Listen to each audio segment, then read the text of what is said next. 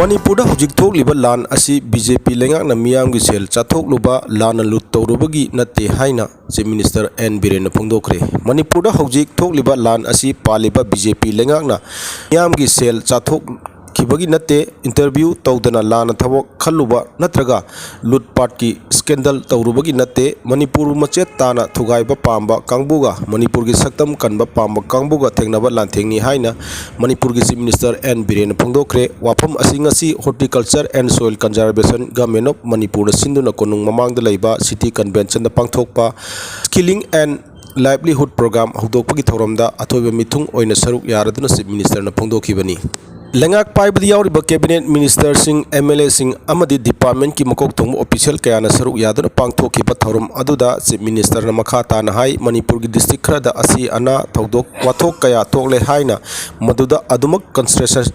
concentration tawduna leirabadi tungi mirol gi mangjaba oigani khanbadagi mipum khudimak mipal tangdaba senthok lambi leiba mirol ama sagatnabagi pandamda economic revival team ama semduna thabak suningba mioisinda training pibagi thorum asi pangthokpani irang asida ekoi khudimona lupsinduna leibagi mahutta lemhoriba atai district ki miyamgi hingnanabagi lambi thiba tangai phade relief camp te leiriba amadi lan asina saitheng piraba larik laisu tamliba college ki mahiroi singna hingnanabagi damak thabak suba chatlabadi maduda hana priority pigani mahiroi singna akupa detail piraknabasu Chief Minister na appeal tawki ekoi khudimona amata oina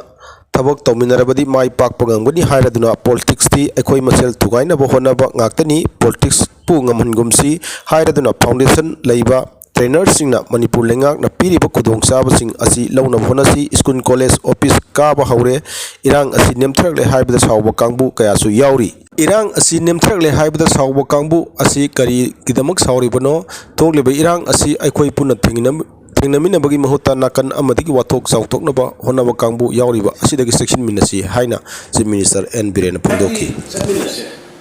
unity thamse akoi punama kaina goya matarate akoi politics in phote thugai na hone politics aduna akoi politics na manugumse akoi kunjan se thanari ba ngasi thanari issue si Kanuna koi BJP सरकार ना प्रजा की कोई शासन तो किसी ने थे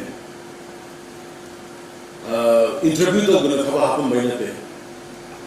स्कैंडल लूट तो वो भी ना थे नसी थे नरे सिद्धि नसी की कोई मणिपुर मचे कान ले रंब मणिपुर कुंचन ना मोहन रखता थुगाई ना मोहन रखो काबू लोगों से है किधर अगर थुगाई ना मोहन रखो काबू आनी स्ट्रगल ने Pan jiribam lambi plan taba yanaba semgani haina lengangna miyamna phongdokhiba adu karma phibamda leire haina ningthaujam kumar na hangkre Haujik paliba BJP lenga ki ahan batamda 100 days program gi manung sanna Imphal jiribam gi lambi yauna national highway singda aeroplane taba yanaba semgatlagani haina paliba lenga asiga Chief Minister na miyamda lauthokhiba adu haujik karma phibamda leire haibasi miyamni hena khangna wafamni plane taba di lairadana makhong mari panma gari phawba chatpa yadabagi phibamda leiriba asi paliba lenga asigi MLA minister singna professional contractor singbu miraibagi khudamni haina All Manipur Hills and Plan Contractor Association gi vice president ningthaujam Kumar na phongdokre Manipur Press Club ta pangthokpa paumisinga unaba amada Kumar na makha tana hai national highway yauna state asigi lambi department gi office kaya sana naba honabada professional contractor singna thabak pibagi mahutta MLA minister gi khangna chanaba subcontractor singna thabok sinabadi quality yaudaba kaya miyamna thengnare register tawraba contractor singna thabok suwa phangdre haina maral siraduna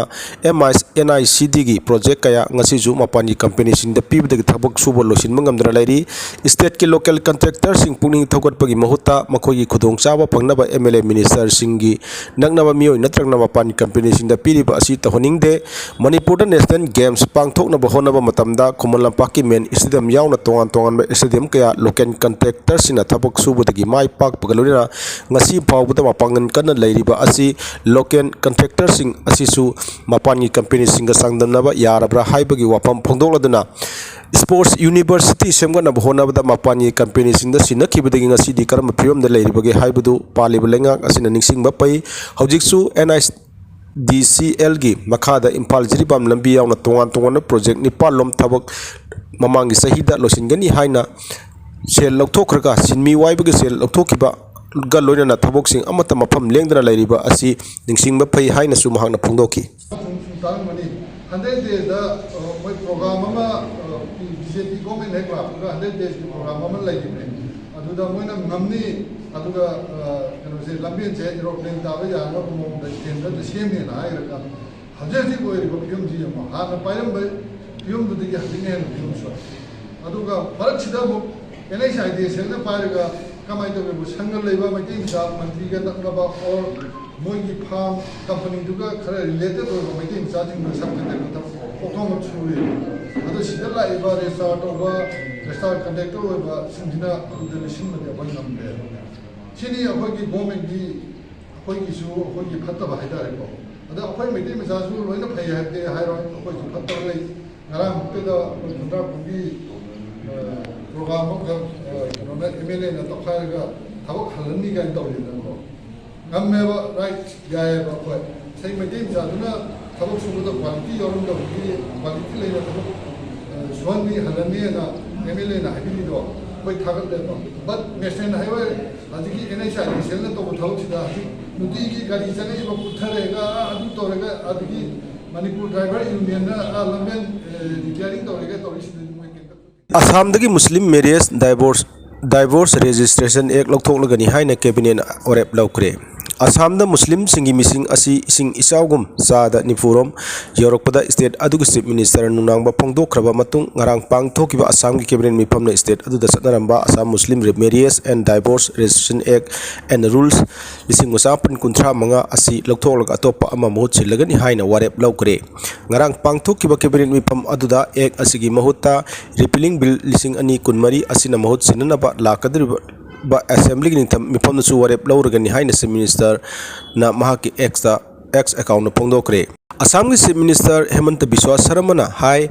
pigliba nupi macha sing amadigi ngasigi mirol asi kananaba aikoina sab chaba khongthang ama lokhatuna child marriage dagi kananaba honagani Assam Muslim marriage and divorce registration act asigi mahutta Assam repeal bill lising ani kunmari asi sindokani haina chief minister na social media ki khutangda post tawki cabinet mifam aduda British era act su lokthoknaba sahi asigi February thada warep lokhiba laikre haina phongdoki